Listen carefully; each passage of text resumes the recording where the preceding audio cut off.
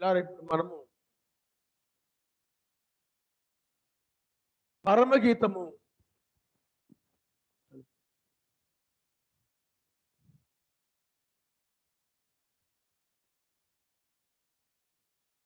పరమగీతము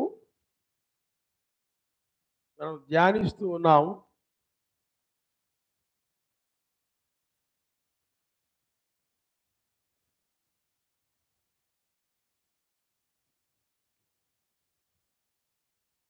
హల్లెలూయా.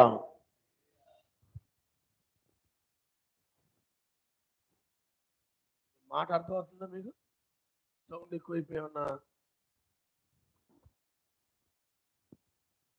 చూడండి అమ్మా, పరమగీతము 7వ అధ్యాయము 7వ అధ్యాయము మనము ధ్యానిస్తున్నాం. 5వ వచనాన్ని మీరు ఒకసారి చదవండి. ఈ శిరస్సు కర్మేలు పర్వత రూపము, ఈ తల వెంట్రుకలు ధూమ్ర వర్ణము గలవి. చాలా అయినామని స్తోత్రం. హల్లెలూయా. చూడండి పిల్లారు, ఇక్కడ నీ శిరస్సు కర్మేలు పర్వత రూపము. పిల్లారా చూడండి, నీ యొక్క శిరస్సు ఎవరి శిరస్సు చెప్పండి?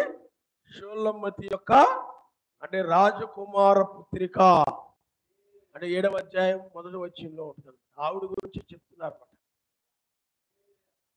కాబట్టి ఆమె యొక్క శిరస్సు ఎలా ఉంది? కర్మేలు పర్వత రూపం వలె ఉందట. మరి ఆమె యొక్క శిరస్సు అంటే ఎవరు? మెస్సయే. ఆయన నామనిస్తారు. మన యొక్క శిరస్సు ఎవరు చెప్పండి? చాలా మందికి ఎన్నోసార్లు వింటుంటారు కానీ ఎప్పుడూ మర్చిపోతారు అనమాట. మర్చిపోయే బ్యాచ్ ఉంటుంది. కాబట్టి శిరస్సు, బైబిల్ ఏం చెప్తుందంటే స్త్రీకి శిరస్సు పురుషుడు. కాబట్టి ఇక్కడ ఈ షూలమ్మతి యొక్క శిరస్సు ఎవరంటే సొలొమోను.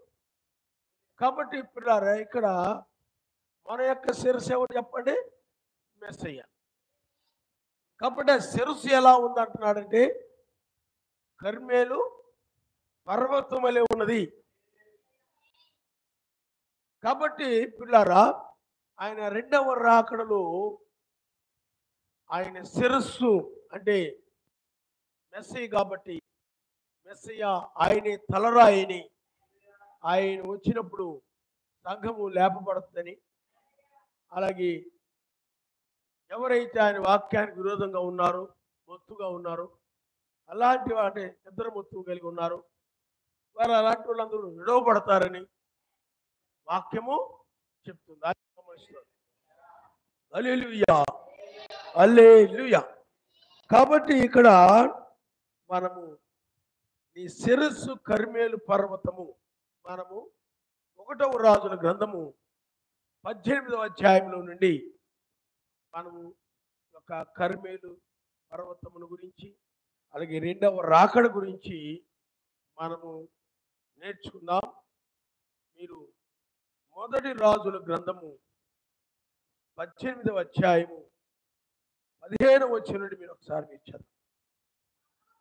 ఆహాబు ఏలియాను చూసి,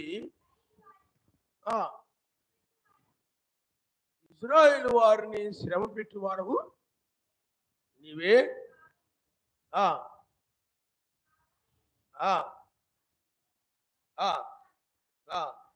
అతడు నేను కాదు, యావే ఆజ్ఞలను గైకొనక బయలు దేవతను అనుసరించు నీవును నీ తండ్రి ఇంటి వారును ఇశ్రాయేలు వారిని శ్రమ పెట్టు. కాబట్టి ఇక్కడ చూడండి, శ్రమ పెట్టువారు అయి ఉన్నారు. అంటే ఇక్కడ ఏం జరుగుతుందంటే ఇశ్రాయేలీలు 10 గోత్రాలు, పిల్లారా, ఆహాబు యెజెబెల్ని వివాహం చేసుకున్నాడు. ఈ యెజెబెల్ ఏంటనంటే ఆమె ఒక అన్యురాలు. కాబట్టి ఆహారు పేరుకు రాజే కానీ పెత్తనం అంతా కూడా ఆవిడే చేస్తూ ఉండేది. ఈ ఆహాబు ఏంటంటే పేరుకి రాజుగా ఉండేవాడు కానీ ఇంకా ఆమె ఏం చెప్తే ఎలా చెప్తే అలా నడుస్తూ ఆమెకు ఒక తోకలాగా ఉంటుంటాడు అనమాట. అంతే, తోక. ఆ అతడిని బట్టి నడవడం కాదు, ఆమెను బట్టి నడుస్తూ పోతుండేవాడు అనమాట. ఆమె ఏం చేసిందనంటే పిల్లారా, అన్యులకు ఆరాధించేటువంటి విగ్రహ ఆరాధనని లేకపోతే బయలు ఆరాధనని ఇజ్రాయిల్ దేశంలోని తీసుకొచ్చేసి ప్రజలందరూ కూడా దాన్ని ఆరాధించినట్లు ప్రేరేపించింది. ఆ విధంగా ప్రేరేపిస్తున్న ఆహాబు తన భార్యకల తల ఊపుతున్నాడే తప్ప, ఆవిడ ఏం చెప్తే అలా చేస్తున్నాడే తప్ప ఏమీ ఉపయోగం లేదు. పేరుకి అతను రాజే కానీ ఆవిడే రాజులాగా అంతా చేస్తుంది అనమాట. అంటే ఒక విధంగా చెప్పాలంటే ఆమె శరీరంగా ఉండాలి, ఆయన శిరస్సుగా ఉండాలి. కానీ ఈమెమో శిరస్సుగా ఉండేది, ఆయనేమో శరీరంగా ఉండేవాడు. ఇంకా అతడు ఆమెకు భయపడి ఆమె చెప్పినట్లుగా నడుస్తూ ఆమె ఎలా చేయమంటే అలా చేస్తూ ఆమె ఇచ్చిన సలహాలను బట్టి ఆమె ఆలోచనలను బట్టి నడుస్తూ ఉండేవాడు. అంత భయంకరమైన పరిస్థితి అనమాట. అప్పుడు సర్వశక్తి మంత్రి ఏం చేశాడంటే ఆయన కోపగించుకుని వాడై ఏలియా ప్రార్థించినప్పుడు వర్షము కురవల, కరువు వచ్చేసింది. చాలా భయంకరమైన పరిస్థితి వచ్చేసింది. అంటే సర్వశక్తి మంత్రుడు వాళ్ళని శిక్షించాడు. వాళ్ళకి ఏమొచ్చింది చెప్పండి? కరువు, ఆహారము దొరకనటువంటి పరిస్థితి, నీరు దొరకనటువంటి పరిస్థితి. అప్పుడు ఏమన్నాడు చెప్పండి? అహాబు ఏలియాను చూసి, ఇజ్రాయేలు శ్రమ పెట్టేవాడు నీవే కదా, మరి నువ్వు ప్రార్థన చేసి వర్షము కురవకూడదంటే వర్షము కురవకుండా ఆగిపోయింది. ఎందుకంటే ఈమె మగరాయిలా ఉండేదన్నమాట. ఆ చేతిలో ఆ నడక, యెజెబెల్ నడక ఎలా ఉండే చెప్పి చూడగానే మగాళ్ళు గుర్తుకొస్తారు. ఆమె నడక అంతా కూడా మగవాళ్ళలాగా పురుషుడు వలె ప్రవర్తన అంతా పురుషుడు ప్రవర్తనలా ఉండేదన్నమాట. అందరు మగరాయుడు మగరాయుడు. నాకు తెలిసిన వాళ్ళు ఒకరు ఉన్నారన్నమాట. అక్కడ వాళ్ళు అంటారు ఆవిడ మగరాయుడు అండి, మగరాయుడులాగా అన్నింటిలోకి వెళ్ళిపోతుంది ఆవిడ. అన్నింటిలో కూడా దూరిపోతుంటుంది అనమాట. ప్రతి విషయాల్లో కూడా మగాళ్ళు మాట్లాడుకుని వాళ్ళ మధ్యలో కూడా చేరిపోతుంది. మగవాళ్ళది మగరాయుడు టైప్ అనమాట. అందుకని అతడేమో ఆడదానిలాగా ఉండేవాడు. ఇంట్లోనే ఉండడం, వాళ్ళే చూసుకుంటారులే, వాళ్ళే చేసుకుంటారులే, మగాళ్ళ పనులు కూడా వాళ్ళే చేసేవాడు. ఇతడు ఆ విధంగా ఆడదానిలాగా ఉండేవాడు. ఆవిడ చెప్పింది చేయడం, లేకపోతే కూర్చోవడం. ఆవిడ వెళ్ళమంటే వెళ్ళడం, కూర్చోవడం. నడవమంటే నడవడం, కూర్చోవడం. బయలుదేరమంటే బయలుదేరడం, లేకపోతే కూర్చోవడం. ఓన్లీ అతను ఎలా ఉన్నాడంటే ఒక స్త్రీ వలె ప్రవర్తిస్తున్నాడు అనమాట. క్రమం తప్పిపోయింది. ఇజ్రాయేల్ యొక్క ఆరాధన కూడా సర్వశక్తిమంతునికి బదులుగా వాళ్ళు బయలుని ఆరాధిస్తున్నారు. అందువల్ల సర్వశక్తిమంతుడు ఏం చేశాడు చెప్పండి? వాళ్ళని శిక్షించాడు. శ్రమలు ఇచ్చాయి, 3 శ్రమలు వచ్చాయి. బైబిల్ చెప్తుంది, మనము యాకోబు రాసిన పత్రికలో ఏలియా మన వంటి మనుషుడే, అతడు వర్షింపకుండానట్లు ప్రార్థన చేయగా వర్షము ఆగిపోయింది అని ఉంది. కాబట్టి అప్పుడు అహాబు అంటున్నాడు, నీవు ఇజ్రాయేలు శ్రమ పెట్టేవాడు నీవే అంటున్నాడు. నేను కాదయా. అహాబు, మీరు బయలుదేవతలను ఆరాధిస్తూ నీ భార్య చెప్పి నువ్వు నడుస్తున్నావు.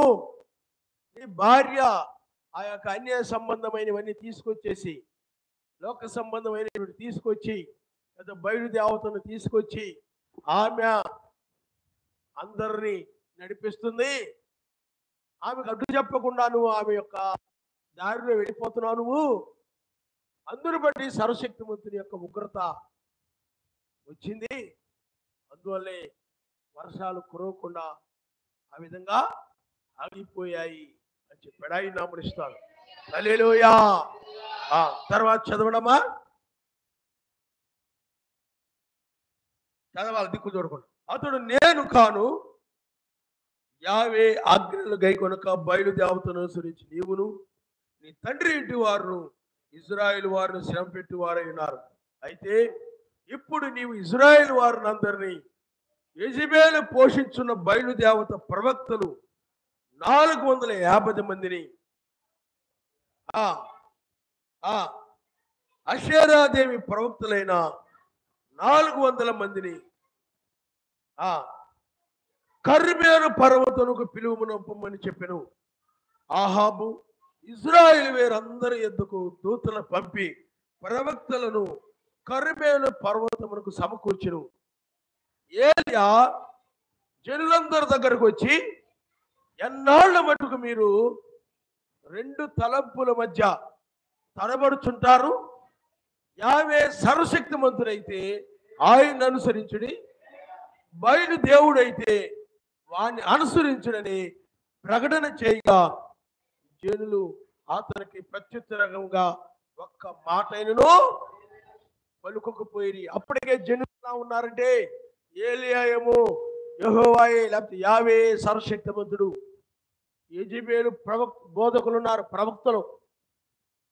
ఆమె ఏం చెప్తే ఆ విధంగా నడిచేవారు. వాళ్ళు ఏం చేస్తున్నారంటే బయలే దేవుడని బోధిస్తున్నారు.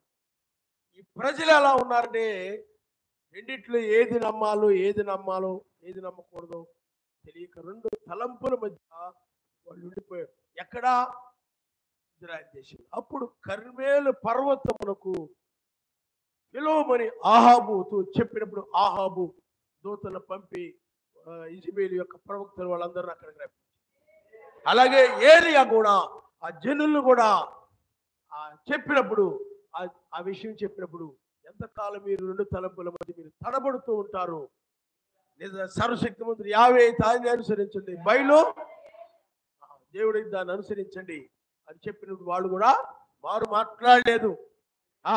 అప్పుడు ఏలియా యావే ప్రవక్తలైన వారిలో నేను ఒక్కడనే శేషించి ఉన్నాను, అయితే శేషించి ఉన్నాను బయలునకు ప్రవక్తలు 450 మంది ఉన్నారు. చూడండి, ఇక్కడ అబద్ధం వైపు అనేక మంది ఉన్నారు, ఏలియా ఒక్కడే. చూడండి, ఏలియా వైపు ఒక్కడే. అబద్ధం వైపు, బయలు వైపు ఎంతమంది ఉన్నారు చెప్పండి? 450 మంది. అసత్యం వైపు అనేక మంది ఉంటారు. ఈనాడు కూడా సత్యం వైపు కొద్ది మంది, కానీ అబద్ధ దుర్బోధల వైపు, తప్పుడు బోధల వైపు అనేక మంది ఉన్నారు. మత్స్య సంఘాలు, లోదర్నోళ్ళు, బాప్టిస్టోళ్ళు, పెంతుకోస్తోళ్ళు, రోమన్ క్యాథలిక్ వాళ్ళు, మరి వీళ్ళందరూ ఎవరు చెప్పండి? వీళ్ళందరూ కూడా ఇప్పుడు ఆ రోజుల్లో బయలు ప్రవక్తలు ఎలాగో, బోధకులు ఎలాగో, ఈనాడు కూడా మతశాఖ సంఘాల్లో ఉన్న బోధకులందరూ కూడా అలాంటి వాళ్ళే. ఈనాడు మరి ఏలియావలే వధువు కూడా ఈ చివరి కాలంలో ఆయన పక్షముగా నిలబడుతుంది. ఆయన నామనిస్తాడు. హల్లెలూయా. అందుకనే అనేక మంది యెజెబెలు పక్షంగా, స్త్రీ బోధకురాల పక్షంగా అనేక మంది నిలబడ్డారు. కానీ ఏలియా పక్షముగా ఏమండి ఎవరు నిలబడతారు ఇప్పుడు తెలుసు. అది కర్మెలు పర్వతం దగ్గర కూర్చబడ్డారు. ఎందుకంటే జనులు 2 తలంపుల మధ్య నిలబడిపోయి, కాబట్టి సర్వశక్తిమంతుడి పక్షంగా ఎవరు నిలబడ్డాడు? ఏలియా ఒక్కడే నిలబడ్డాడు. హల్లెలూయా. ఎందుకంటే ఏలియా యావే చేత పంపబడిన వాడు, అతను ప్రవక్త, అభిషేకించబడిన వాడు. సర్వశక్తిమంతుడి యొక్క ధర్మశాస్త్రాన్ని గురించి, మోషే ద్వారా ఇవ్వబడినటువంటి ధర్మశాస్త్రమును గురించి దాని ద్వారా ప్రత్యక్షత కలిగి బోధిస్తున్నాడు. ఆయన నామనిస్తారు. హల్లెలూయా. యెజెబెలు అయితే వాక్యాన్ని త్రోసేసి ఏమండి ఆమె వాళ్ళ యొక్క బంధువులు ఏం బోధిస్తుంటారో, లేకపోతే వాళ్ళ యొక్క తల్లిదండ్రులు ఏమి ఆరాధిస్తుంటారో, ఆ యెజెబెలు ఆ ఊరి వారు, చుట్టాలు, తన బంధువులు ఏమి ఆరాధిస్తుంటారో అలాంటి వాటిని కూడా తీసుకొచ్చి ఇజ్రాయేలుకి బోధించి, ఈనాడు కూడా చాలా మంది అన్య సంబంధమైనటువంటి వాటిని, మత్స్యాక సంబంధమైనటువంటి వాటిని ఏమండి ఈనాడు కూడా యేసుక్రీస్తు నామం సంఘాల్లోకి వచ్చేసాయి. ఒకప్పుడు క్రిస్టమస్ అనేది మత్స్యాగ సంఘాల్లో చేసేవాడు. కానీ ఇప్పుడు యెజబెల్ ఆత్మ ఏం చేసిందంటే మత్స్యాగ సంబంధమైన దాన్ని తీసుకొచ్చి యేసునామము యేసుక్రీస్తు నామమును బాప్తిజం ఇచ్చేటువంటి సత్యమైన సంఘాల్లో కూడా తీసుకొచ్చేటప్పటికి ఇప్పుడు యేసుక్రీస్తు నామమును బాప్తిజాలు ఇచ్చేవారు కూడా ఇప్పుడు క్రిస్టమస్ చేస్తున్నారు, లెంట దినాలు చేస్తున్నారు, అన్నీ చేస్తున్నారు. అందుకని ఈనాడు చాలా మంది పిల్లారా ఆయన బయలుపరిచింది కాకుండా సర్వశక్తిమంతుడు ఏమి చెప్పాడో అది వాక్యం ఏమి నెరవేరుతుందో అది కాకుండా ఈనాడు యూట్యూబుల్లో చూసి లోదరుల బోధలు, పెంతుకొస్తుల బోధలు, లేకపోతే క్రీస్తు సంఘముల బోధలు, ఇస్కోళ్ళ బోధలు, ఆ బోధలు ఈ బోధలు యూట్యూబ్లో విని అవి నమ్మి అవి కరెక్ట్ అనుకొని వాటి ప్రకారం నడుచుకుంటూ వెళ్ళిపోతుంది. అందుకని వీళ్ళందరూ కూడా యెజబెల్ పైనుండి వచ్చింది కాదు, ప్రత్యక్షతతో కాదు. వీళ్ళు ఆ యూట్యూబ్లో ఏం బోధిస్తున్నారో ఏమి చెప్తున్నారో అలాంటివన్నీ నమ్మి అలాంటివి బోధించుకుంటున్నారు. అది పైనుండి వచ్చింది, అది యూట్యూబ్లో నుండి వచ్చింది. ఆ దుర్బోధకుల బోధలు విని యెజబెల్ కూడా అంతే, వాళ్ళ తల్లిదండ్రులు, వాళ్ళ బంధువులు, ఎందుకంటే వాళ్ళందరూ కూడా విగ్రహారాధికులు, అన్యులు కాబట్టి ఆ అన్యులకు సంబంధించినవి అన్నీ కూడా ఆమె తెలుసుకొని ఆమెకు తెలుసు కాబట్టి అవన్నీ ఇజ్రాయెల్కి బోధించేది. ఈనాడు కూడా అనేక మంది అదే దాన్ని యెజబెల్ బోధ అంటారు. ఎందుకంటే ఆమె అన్య బోధలు, బైబిల్కు విరోధమైన బోధలు, సర్వశక్తిమంతులకు విరోధమైన బోధలు, ప్రవక్తలు చెప్పిన మాటలకు విరోధమైన బోధలు, రణాంగ్ గారు చెప్పిన వాటికి విరోధంగా, వాక్యం చెప్తున్న వాటికి విరోధంగా, ఈ విధంగా ఆమె తప్పుడు బోధల్ని తీసుకొచ్చి బోధించింది. ఈనాడు ఎలాగో ఆ రోజుల్లో కూడా అంతే. ఈనాడు ఏలియా ఆనాడు. కాబట్టి ఇప్పుడు కర్మేలు పర్వతం అంటే ఎవరు? మెస్సయే. కర్మేలు పర్వతం అంటే ఎవరు చెప్పండి? మెస్సయే. ఎందుకంటే తల అంటే శిరస్సు అని అంటే మెస్సయ్య. ఇగో నీ శిరస్సు కర్మేలు పర్వత రూపాన్ని కలిగి ఉంది అంటున్నాడు. కాబట్టి ఇప్పుడు వాళ్ళందరూ శిరస్సు దగ్గరకు వచ్చారు. శిరస్సు అంటే ఎవరి దగ్గరకు వచ్చారు చెప్పండి? మెస్సయ్య దగ్గరకు వచ్చారు. హల్లెలూయా. ఎందుకంటే ఆయనే ఏది నిజమైనదో ఏది అబద్ధమైనదో రుజువు చేసేవాడు ఆయనే. హల్లెలూయా. కాబట్టి సత్యం వైపు కొద్ది మంది ఉన్నారు, అబద్ధం వైపు అనేక మంది ఉన్నారు ప్రతి కాలంలో. కానీ ఇక్కడ ఏలియా దగ్గరకు వచ్చేటప్పుడు సత్యం వైపు ఏలియా, హల్లెలూయా, ఒక్కడే ఉన్నాడు. ఆయన నామమున స్తోత్రం. హల్లెలూయా.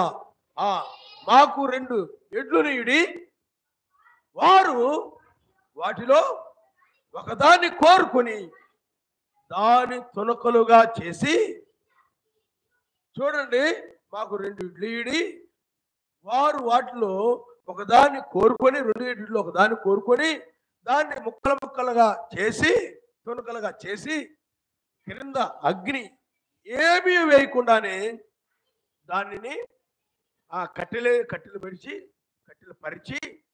లేకపోతే కట్టెలు కుప్పగా వేసి దాని మీద వీటన్నిటిని కూడా తునకలన్నింటిని కూడా వేసినప్పుడు అగ్ని ఏమీ లేకుండానే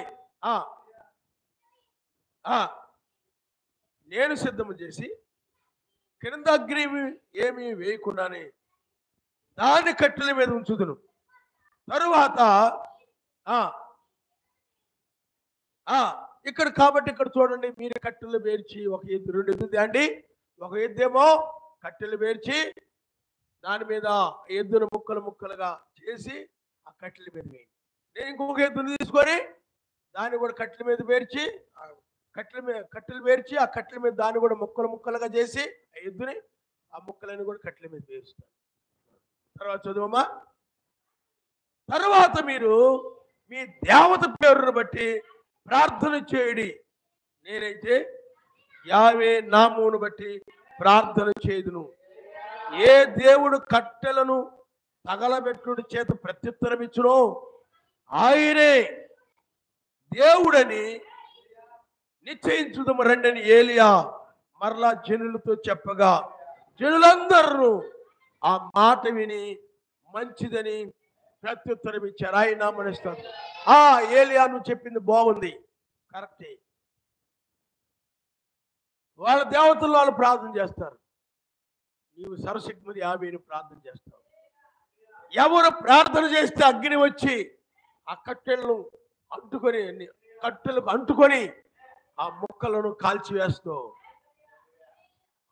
ఎవరు ప్రార్థన చేస్తే వారు దేవుడే నిజమైనది, వారి సర్వశక్తిమంతుడే.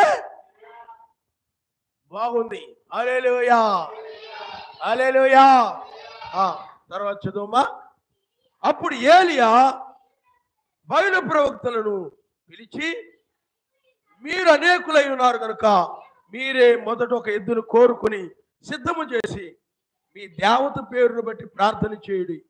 అయితే మీరు అగ్ని ఏమి కింద వేయదు అని చెప్పగా వారు తమకు ఇయ్యబడిన ఎద్దును తీసుకొని సిద్ధము చేసి ఉదయం మొదలుకొని మధ్యాహ్నం వరకు బయలా మా ప్రార్థన వినుమని బయలు పేరును బట్టి ప్రార్థన చేసిరు. గాని యొక్క మాటను ప్రత్యుత్తరమించు వాడెవడును లేకపోగా వారు తాము చేసిన బలిపీఠమునొద్ద గంతులు వేయ మొదలు పెట్టారు. మధ్యాహ్నం గాక ఏలియా వాడు దేవుడై ఉన్నాడు, పెద్దల కేకలు వేయడి, వాడు ఒకవేళ ధ్యానం చేయించున్నాడేమో, దూరంగా ఉన్నాడేమో, ప్రయాణం చేయించున్నాడేమో, వాడు నిద్రపోతున్నాడేమో, మీరు ఒకవేళ లేపవలసి వచ్చునేమో అని అపహాస్యం చేయగా వారు మరి గట్టిగా కేకలు వేయించు రక్తము కారు మటుకు తమ మర్యాద చొప్పున కత్తులతోనూ శస్త్రములతోనూ తమ దేహములను కోసుకొనుచుండ్రి.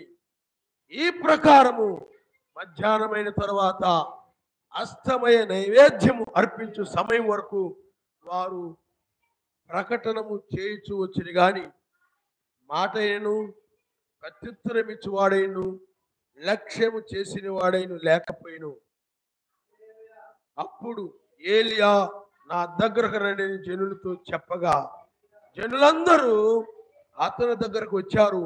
అతను క్రింద పడద్రోయబడి ఉన్న 50 బలిపీఠమును బాగు చేసి, పిల్లారు ఇక్కడ మీరు గమనించండి, ఏలియా అలాగైతే చెప్పాడో అలాగే వీళ్ళు ఒక ఎద్దును తీసుకొచ్చారు. ఎందుకంటే మీరు ఎక్కువ మంది ఉన్నారు కాబట్టి మీరే మొదలు ప్రారంభించండి అన్నాడు ఏలియా.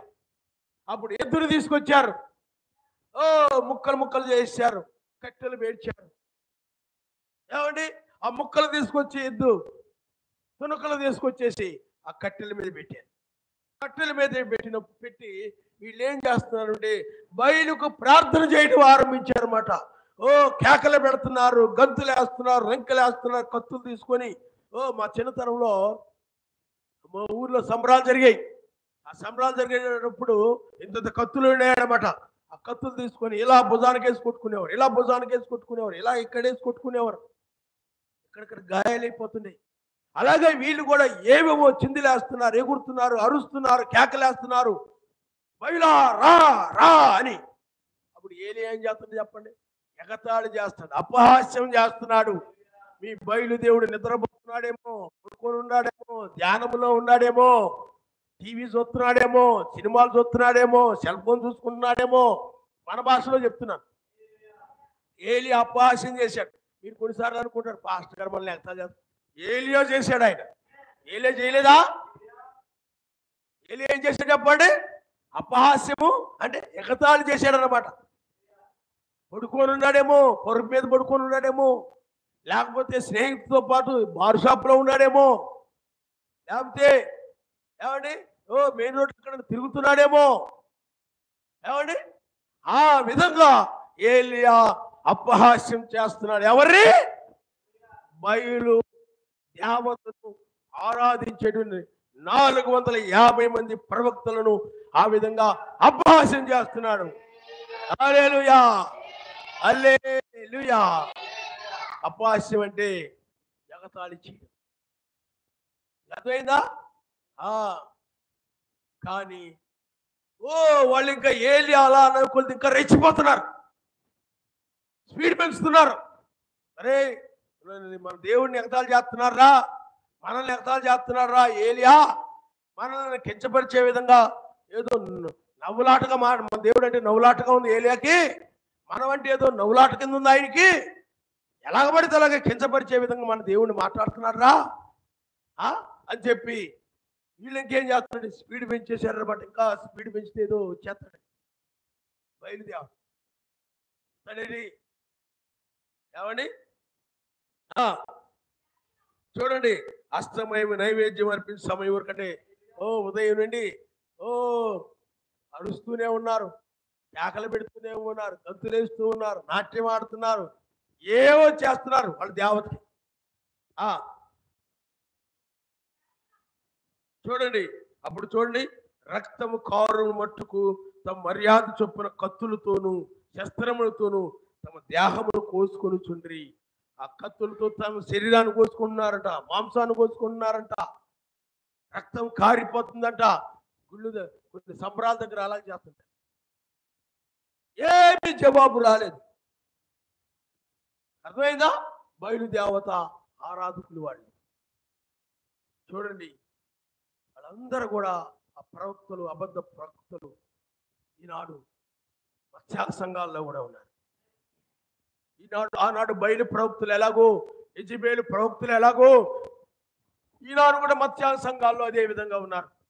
ఈనాడు కూడా మత్స్యాగ సంఘం బయలు దేవతను ఆరాధిస్తూ వాళ్ళు ఏ విధంగా అయితే ఉన్నారు, ఈనాడు మత్స్యాగ సంఘాల్లో వాళ్ళు కూడా మేము నిజమైన ఆరాధన చేస్తున్నాం అనుకుంటున్నారు, నిజమైన భక్తిలో ఉన్నాం అనుకున్నారు. ఈనాడు సంఘాలని కూడా, రోమన్ క్యాథలిక్ సంఘం కానీ, బాప్టిస్ట్ సంఘం కానీ, ప్రతి సంఘము కూడా దేవుని ఆత్మచేత నడిపించబడుతున్నాం అనుకుంటున్నారు, దేవుని యొక్క చిత్త ప్రకారం నడుస్తాం అనుకుంటున్నారు. వాళ్ళు కూడా అలాగే అనుకుంటున్నారు, ఎందుకంటే వాళ్ళు అనుసరించేది అన్య బోధన వాళ్ళకు తెలియదు. ఈనాడు కూడా అన్యులు తీర్థం అనేటువంటి అన్య సంబంధమైంది, మత శాఖ సంబంధమైనటువంటి తీర్థం అనేటువంటిది. అలాంటి దాన్ని అదే విగ్రహాల సంబంధం. ఎందుకంటే ముగ్గురు దేవుడిని అన్యులు నమ్ముతారు, అంటే హిందువులు నమ్ముతారు.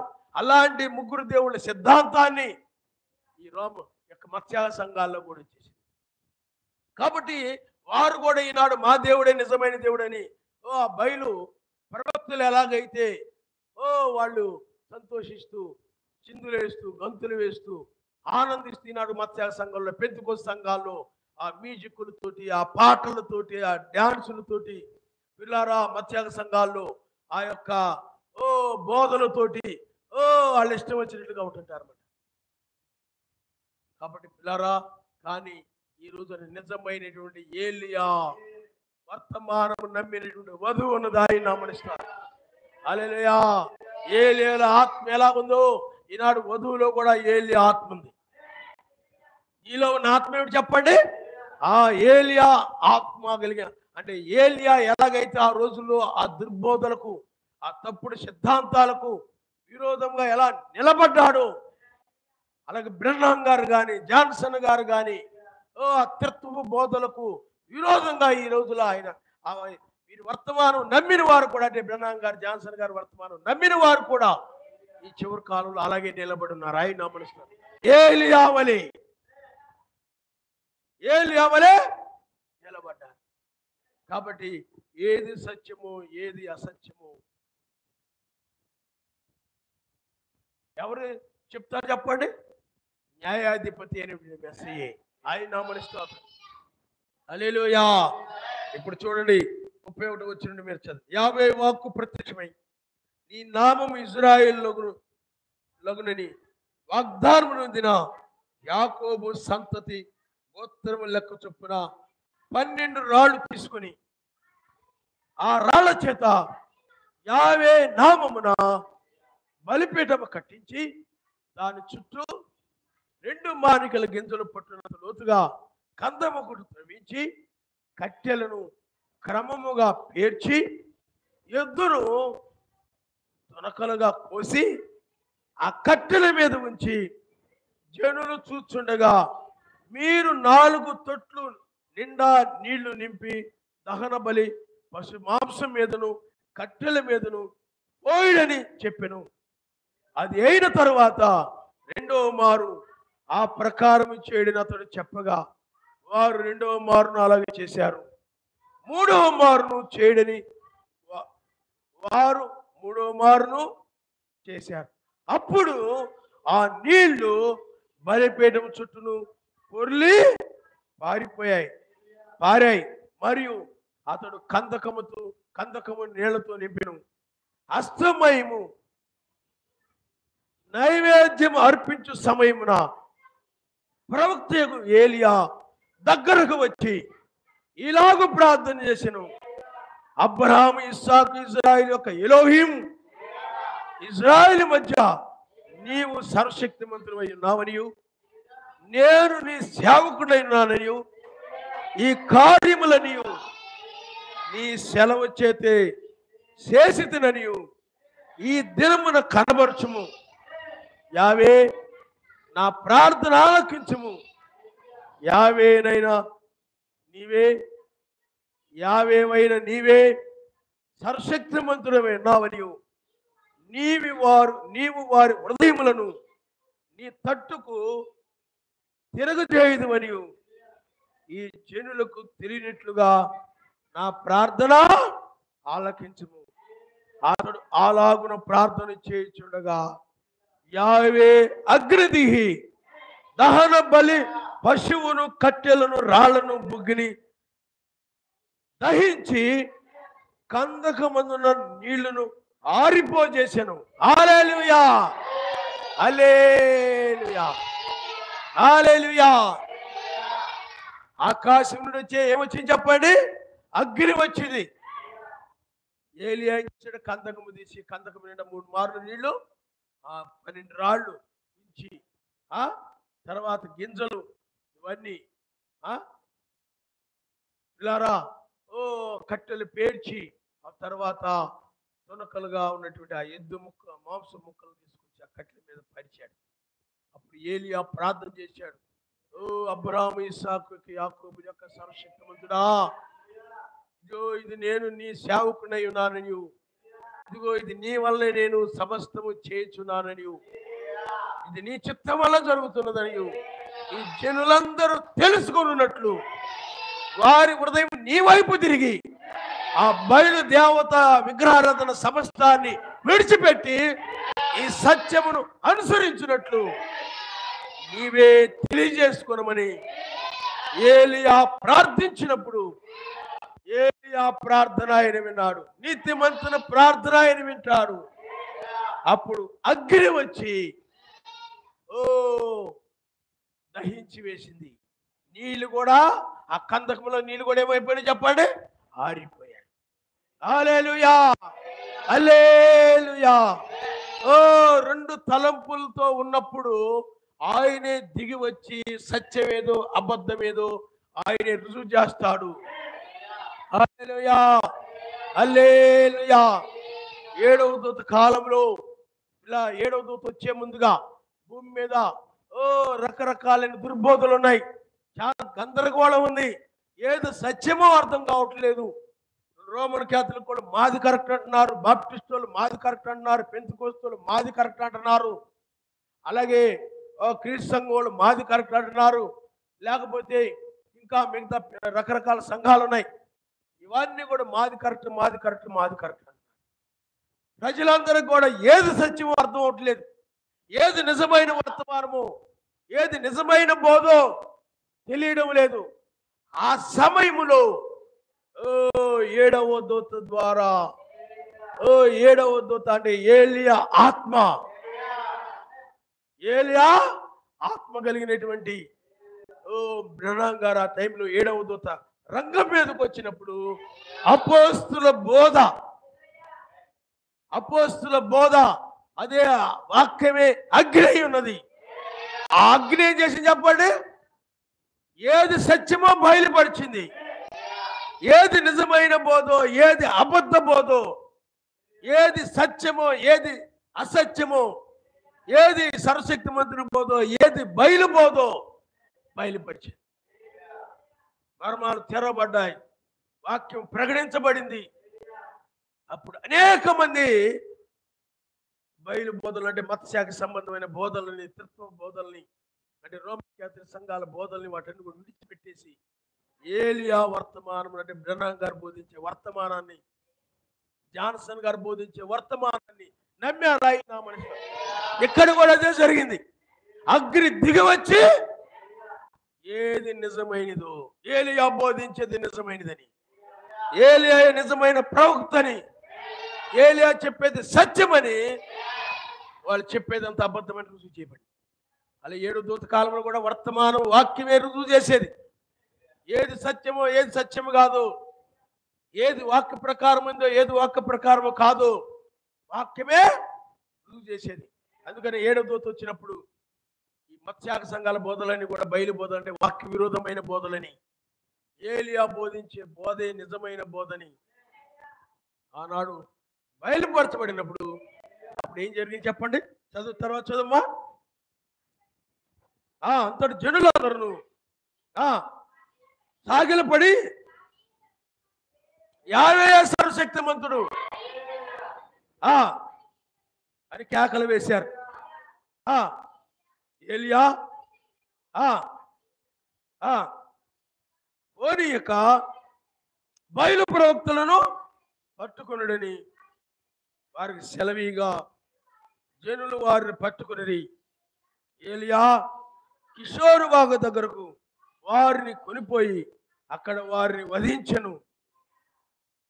చూడండి, పిమ్మట ఏలియా విస్తారమైన వర్షము వచ్చినట్లుగా ధ్వని పుట్టుచున్నది, నీవు పోయి భోజనము చేయమని ఆహాబుతో చెప్పగా ఆహాబు భోజనము చేయబోయిన గాని ఏలియా కర్మేలు పర్వతం మీదకు పోయి నేలపడి ముఖము మోకాళ్ళ మధ్య ఉంచుకొనెను.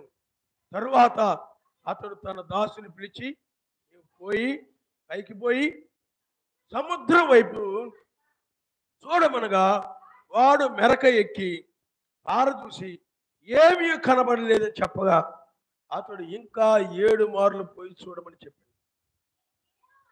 7వ మారు అతడు చూసి, ఇదిగో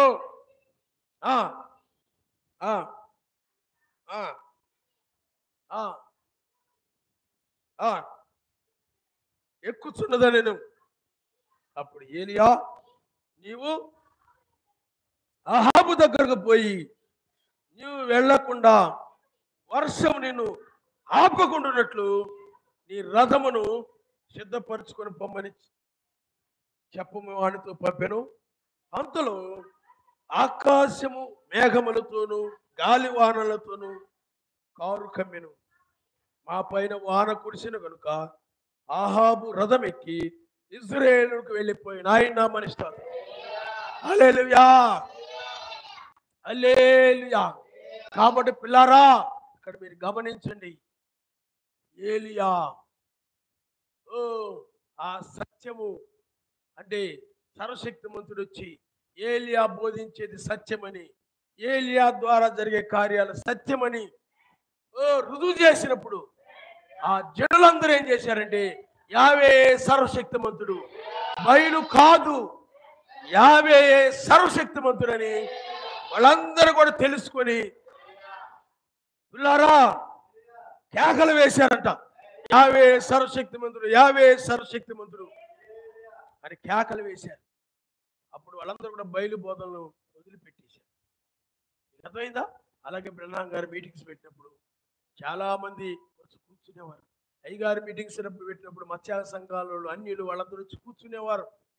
అప్పుడు వీళ్ళు మాట్లాడినప్పుడు వాక్య లేఖనాలను బట్టి, ఆ అగ్నిని బట్టి, వాక్య లేఖనాలను బట్టి సత్యమును గ్రహించి దుర్బోధను వదిలిపెట్టి మత శాఖ సంఘాలు విడిచిపెట్టి సత్యం వైపు తిరిగారు. ఆయనే రుజువు చేసేవాడు, వాక్యమే రుజువు చేసేది, వాక్యమే అగ్ని అయి ఉన్నది. ఏది సత్యమో ఏది అబద్ధమో, అందుకే మత్స్యాగ సంఘాలన్నీ కూడా అసత్యము. వీళ్ళు బోధించింది, ఏలియా బోధించింది సత్యం. ఎందుకంటే అపోస్తులు దేన్ని బోధించాడు దాన్ని బ్రహ్నాం గారు, ఏలియా ఆత్మ కలిగిన బ్రహ్నాం గారు అపోస్తులు ఏది బోధించారో అదే. 7వ దూత అపోస్తులు ఏం బోధించారు అదే రుజువు చేయబడింది, సత్యమని రుజువు చేయబడింది. నువ్వు కూడా సత్యం రుజువు చేయబడింది కాబట్టి నువ్వు ఏలియా వర్తమానం అపోస్తుల బోధ నమ్మావు.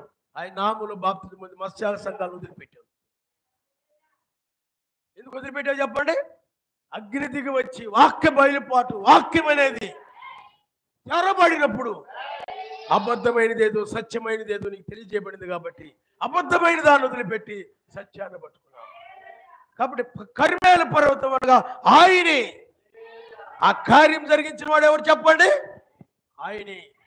అక్కడ ఏది సత్యము ఏది అసత్యము ఆయనే వాక్యమై ఉన్నాడు, ఆయన అగ్ని అయి ఉన్నాడు. కాబట్టి ఆయన సన్నిధికి వచ్చి ఆయన సన్నిధికి వచ్చిన జనులు, ఆ కర్మేలు పర్వతం దగ్గరకు వచ్చిన జనులు, ఆయన దగ్గరకు వచ్చిన జనులు ఏది సత్యము ఏది అసత్యము వాక్యము ద్వారా అగ్ని వచ్చి తేటపరిచింది. ఈనాడు కూడా రెండవ రాకడ విషయంలో చాలా గందరగోళం ఉంది. కొంతమంది 1960లో జరిగిపోయిందని, లేకపోతే ఇంతకుముందు జరిగిపోయిందని, బ్రహ్నాం గారే క్రీస్తు అని, లేకపోతే వధువు రాకడని రకరకాల బోధలు ఉన్నాయి. ఏది రెండవ రాకడో, ఏ రాకడ నమ్మాలో, ఏ రాకడ సత్యమో ఏది రాకడ అసత్యమో తెలియనటువంటి గందరగోళ పరిస్థితి బ్రహ్నాం గారి సంఘాల్లో, అనగా వధువు సంఘాల్లో ఏర్పడి ఉంది. ఈ సమయంలో ఆయనే వేకుచుక్కగా 1996లో రంగం మీదకి వచ్చి ఆయనే ఇప్పుడు ఏది నిజమైన రాకడు ఏవి అబద్ధపు రాకడలో అగ్ని లేకపోతే వాక్యము లేకపోతే పరిశుద్ధాత్మే ఇప్పుడు ఏం చేస్తాడు చెప్పండి? బయలుపరుస్తున్నాడు ఆయన మనస్తాడు. హల్లెలూయా, హల్లెలూయా. నిజమైన వారు ఏకుచుక్క రాకడ అసలైన రాకడని లేఖనాల ప్రకారంగా ఉంది. ఇది సత్యమని ఏకుచుక్కే మెస్సయ్యా వాడు యెహోవాయే దేవుడు అన్నారు. ఇక్కడ వేకుచుక్కే దావీదు కేడెము మన రక్షణకర్త, మన విమోచకుడు, ఉగ్రతుడు తప్పించేవాడని మనం నమ్ముతున్నాం. ఆయన నామమున హల్లెలూయా. నిజమైన వారు ఎవరైనా కానీ అలాంటి, ఎందుకంటే 1963 రెండో రాకడ జరిగింది, అబద్ధపు రాకడలు ఉన్నాయి. అవన్నీ కూడా యెజబెలు బోధలు, యెజబెలు సిద్ధాంతాలు. ఎందుకంటే రెండవసారి నీతి సూర్యుడిగా ఆయన భూమి మీదకి వస్తాడని ఒక్క లేఖనం కూడా చెప్పడం లేదు. ఎందుకంటే 1963లో రెండవ రాకడ నీతి సూర్యుడిగా జరిగిందని ఈ బ్రహ్నాం గారి సంఘాల్లో ఉన్న దుర్బోధకులు బోధిస్తూ ఉన్నారన్నమాట. కానీ నిజమైనటువంటి వారు ఎవరైనా ఉన్నట్లయితే అలాంటి దుర్బోధను వదిలిపెట్టేసి, బ్రహ్నాం గారే క్రీస్తు అని అలాంటి దుర్బోధను వదిలిపెట్టేసి అదే రెండవ రాకడని బోధిస్తున్నారు. అలాంటి దుర్బోధను వదిలిపెట్టేసి 1963లో వధువులో కొమ్మరించుకున్నాడని, వధువు ద్వారా రాకడ జరుగుతుందని వాక్య విరోధమైన కల్పిత బోధలు చేస్తున్నారు. నిజమైన వధువు అలాంటి దుర్బోధల నుండి బయటకు వచ్చి ఈ బయలుపాటును బట్టి వేకుచుక్క వర్తమానాన్ని పట్టుకుంటుంది. ఆయన నామమున హల్లెలూయా. ఇది సత్యమని రుజువు చేసేది ఏమిటంటే ఆనాడు ఏలియా బోధించేది సత్యమని రుజువు చేసి అగ్ని, ఈయన అలాగే బ్రహ్నాం గారు బోధించేది సత్యమని రుజువు చేసింది ఆనాడు అగ్ని. ఈనాడు కూడా ఈ రెండవ రాకడ సత్యమని రుజువు చేసి లేఖనాలే, వాక్యమే. వేకుచుక్కే రెండవ రాకడని బలమైన ఆధారాలు ఉన్నాయి. 1963లో రెండవ రాకడ జరిగిందనే ఆధారాలు లేవు. ఎందుకంటే 1963 తర్వాత ప్రసంగాల్లో కూడా బ్రహ్నాం గారు రెండవ రాకడ జరగలేదు, రెండవ రాకడ కొరకు కనిపెట్టుదు అని చెప్పాడు ఆయన. కాబట్టి పిల్లారా 1963లో రెండవ రాకడ జరిగిపోయిందని దుర్బోధం. కాబట్టి ఇప్పుడు కూడా ఆయన అగ్ని దిగి వచ్చి రెండవ రాకడని బయలుపరుస్తుంది. ఆయనే ఇది సత్యమని రుజువు చేసుకుంటున్నాడు. ఇది ఆయన వల్ల జరుగుతున్న కార్యమని. ఆ రోజుల్లో ఏలియా దినాల్లో ఎలాగైతే ఇదిగో నేను నీ సేవకునై ఉన్నానని, ఈ కార్యములను నీ సెలవు చేత చేసినని ఈ దినమున కనబరుచు సర్వశక్తి మంత్రి ఇప్పుడు లేఖనముల ద్వారా ఇది రెండవ రాకడని తీర్పు ఆరంభమైందని ఆ కర్మేలు పర్వతం తలరాయే వేకుచుక్కే తలరాయిగా వచ్చి బయలుపరుస్తూ ఉన్నాడు. ఆయన నమ్మనిస్తారు. ఆనాడు వాళ్ళు ఎలాగంటే కర్మేలు పర్వతం దగ్గర పర్వతం మీద ఉన్నారు. ఈనాడు కూడా మనం అలాగే మెస్సీ దగ్గర ఉన్నాం, మెస్సీ నమ్ముకున్న వారంగా ఉన్నాం, మెస్సీని శిరస్సును కలిగిన వారంగా ఉన్నాం. ఇప్పుడు వేకుచుక్కగా ఆయన వచ్చి ఆయనే శిరస్సుగా రెండవ రాకడగా, ఎందుకంటే మొదటి రాకడని నమ్మిన వారు ఆయన శిరస్సును కలిగి ఉన్నారు, కానీ ఆయన మరలా వస్తానన్నాడు. ఇప్పుడు మరలా వచ్చి ఇప్పుడు ఆయన బయలుపరుచుకుంటున్నాడు. ఆయన నామమున హల్లెలూయా, హల్లెలూయా. కాబట్టి పిల్లారా మీరు ఆలోచించి ఇప్పుడు అగ్ని దిగి వచ్చి ఆయన ఆత్మ దిగి వచ్చి లేఖనాల ద్వారా ఇది సత్యమని, ఇది యావే వల్ల జరుగుతున్న కార్యమని బయలుపరుచుకున్నారు. కాబట్టి ఇప్పటి వరకు రెండవ రాకడ గురించి ఏది సత్యము 1963లో జరిగిందని సత్యమా, లేకపోతే బ్రహ్మం గారు రాకడ అంటున్నారు అది సత్యమా, లేకపోతే వద్దు రాకడ అంటున్నారు అది సత్యమా, రకరకాల రాకడలు ఏది సత్యము ఇలాంటి తలంపులతో ఉండేవారు. కానీ ఈనాడు ఆయన వచ్చి ఏది సత్యము ఏకూచుకగా ఆయన వచ్చి బయలుపరుచుకుని ఏది సత్యము ఆయన బయలుపరుచుకున్నాడు. ఆయన నమ్మండి. హల్లెలూయా. నిజమైన వధువు ఆ రోజున నిజమైన ఇశ్రాయేలు ఏలియా వర్తమానాన్ని, ఇప్పుడు కూడా నిజమైన వధువు ఈ వర్తమానాన్ని చూడండి. అప్పటి వరకు కరువుతో ఉన్నారు. తర్వాత ఏమొచ్చింది చెప్పండి? వర్షం వచ్చింది. ఏమొచ్చింది చెప్పండి? ఆశీర్వాదం వచ్చింది. హల్లెలూయా.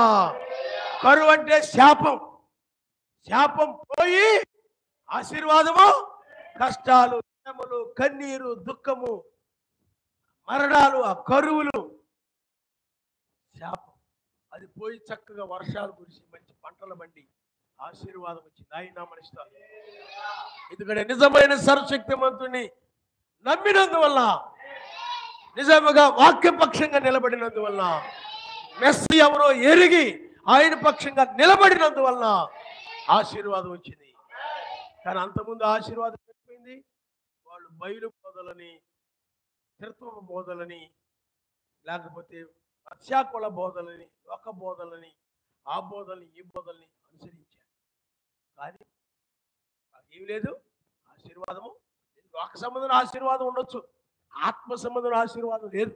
కానీ ఎప్పుడైతే ఆయన నమ్మారో, 7వ దూత వర్తమానం నమ్మారో, ఇప్పుడు మరణ వేకు కనుక 8వ దూత వర్తమానాన్ని విశ్వసించారో, అప్పుడు విశ్వసించిన వారి మీదకి పరలోక సంబంధమైన ఆశీర్వాదము, అదే వర్షము, ఈ ఆశీర్వాదము తొలకరి వర్షము, కడవరి వర్షం అని బైబిల్. 7వ దూత వర్తమానం తొలకరి వర్షం, వేకు చుక్క వర్తమానం కలవరి వర్షం. ఈ రెండు ఒకే కాలం నుండి 7వ సంఘకాలంలో వచ్చాయి. కాబట్టి ఆశీర్వాదం, ఆశీర్వాదం అన్నమాట. హల్లెలూయా. కాబట్టి పిల్లారా, ఏది సత్యము ఏది అసత్యము ఆనాడు చేసింది ఎవరు చెప్పండి? సర్వశక్తి అగ్ని. 7వ దూత కాలంలో కానీ అపోస్తుల కాలంలో కూడా, అపోస్తుల కాలంలో ఆనాడు యోధా మతం ఉంది, అపోస్తులు అలాగే మెస్సీ బోధించినటువంటి బోధ ఉంది. మెస్సీది నమ్మాలా, యోధా మతాన్ని నమ్మాలా, దేన్ని నమ్మాలా, దేన్ని అంగీకరించాలా అని రెండు తలంపులు వచ్చి ఉన్నారు. గందరగోళంలో ఉన్నారు. పెంతెకొస్తు పండుగ నాడు పరిశుద్ధాగ్ని దిగి వచ్చి పిల్లారా బయలుపరిచినప్పుడు యోధా మతాన్ని వదిలిపెట్టేసి ఆయన నామములో బాప్తిజం పొంది రక్షించబడ్డారు. ఆయన నామమునిస్తారు. ఏది సత్యమో అసత్యమో తేల్చేది నువ్వు నేను కాదు, ఏలియాను అహాబు యొక్క ప్రవక్తలు కాదు, అగ్నే, వాక్యమే, వాక్యమే రుజువు చేస్తుంది. ఆయన నామమునిస్తారు. హల్లెలూయా. కొత్త నిబంధనలో ఉందంటే పాత నిబంధనలో ఉండాలి, పాత నిబంధనలో ఉందంటే కొత్త నిబంధనలో ఉండాలి.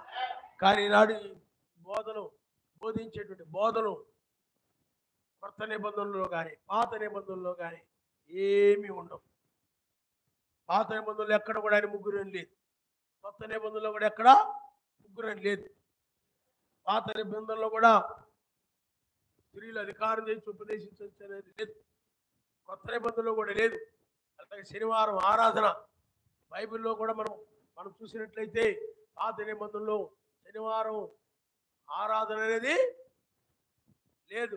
శనివారం ఆచరించారను, ఆరాధించలేదు. ఆ రోజు ఏ పని చేయకుండా వాళ్ళు ఏం చేశారు చెప్పండి? ఆచరించారు. అది ఆచారాలు అవన్నీ కూడా. అది 1000 ఏళ్ల పాలనతో ఛాయిగా ఉంది. కొత్త నిబంధనలో లేదు. కొత్త నిబంధనలో కూడా ఆచరించమని ఎక్కడ ఉందా?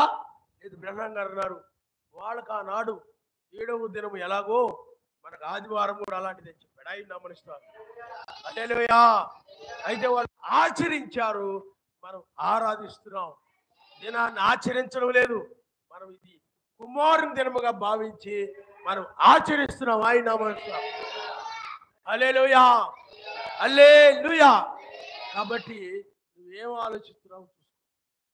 వాక్యం విని ఆ వాక్యాన్ని హృదయంలో చేర్చుకుంటున్నావా, లేకపోతే ఇక్కడ కూర్చొని ఏదో అలా చూస్తూ ఏదో ఆలోచించుకుంటున్నావా? ఆలోచించు. పిల్లారా, మనం ఇప్పుడు ఆనాడు పెంతెకొస్తు పండుగ అగ్ని దిగి వచ్చి బయలుపరిచినప్పుడు సత్యం ఏదో వాళ్ళకి తెలిసింది. బాప్తిజం పొందారు. తండ్రి కుమార పరిశుద్ధాత్మ ముగ్గురు కాదు, తండ్రి కుమారుడుగా ఉన్నాడు, పరిశుద్ధాత్మగా ఉన్నాడు, 3 కార్యాలని అగ్ని దిగి వచ్చి వాళ్ళకు బయలుపరిచినప్పుడు వాళ్ళు సత్యాన్ని పట్టుకున్నారు.